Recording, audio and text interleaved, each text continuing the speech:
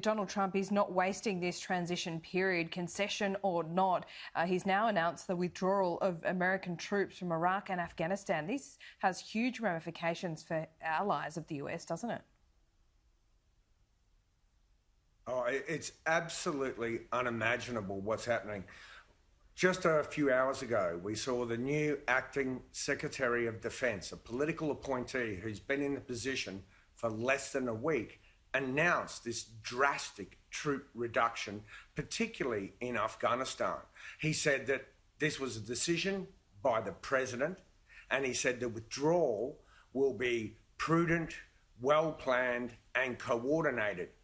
But it must be done 5 days before President-elect Joe Biden formally takes office and is inaugurated.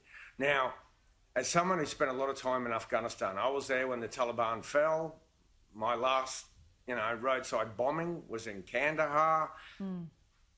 This feels like imprudent surrender by an American president. And let's go through the list. The American commander in Afghanistan recently filed a report that said the conditions are not right for withdrawal right now. The NATO Secretary-General said that any withdrawal now poses a very high risk of the establishment of an Islamic State caliphate. And we know that the last Secretary of Defence, who was sacked on Twitter, filed a confidential memo to the president just a few weeks ago that says that you cannot withdraw troops right now. Even the Senate Majority Leader, Mitch McConnell, yesterday said that if the world's superpower is seen as picking up its ball and going home, then America's enemies will just love it. Well, there's a story as well that Donald Trump last week considered a strike on Iran. What do you make of that and the source of that story?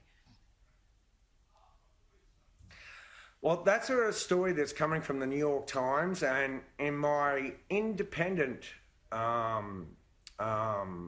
investigations, I've heard nothing yet to debunk it. Now, according to that story, last Thursday, President Trump had to be talked off a cliff from launching a military strike against Iran's nuclear facility.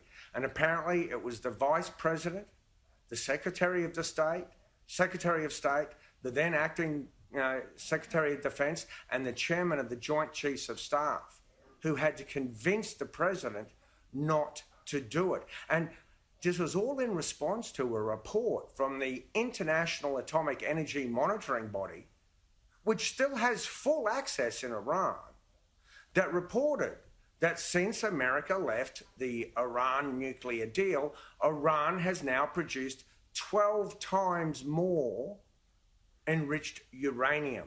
So by leaving the deal, this administration has brought Iran closer to a bomb. And now, during his lame duck period of his presidency, President Trump seriously considered launching a military strike that almost certainly would have launched a regional war.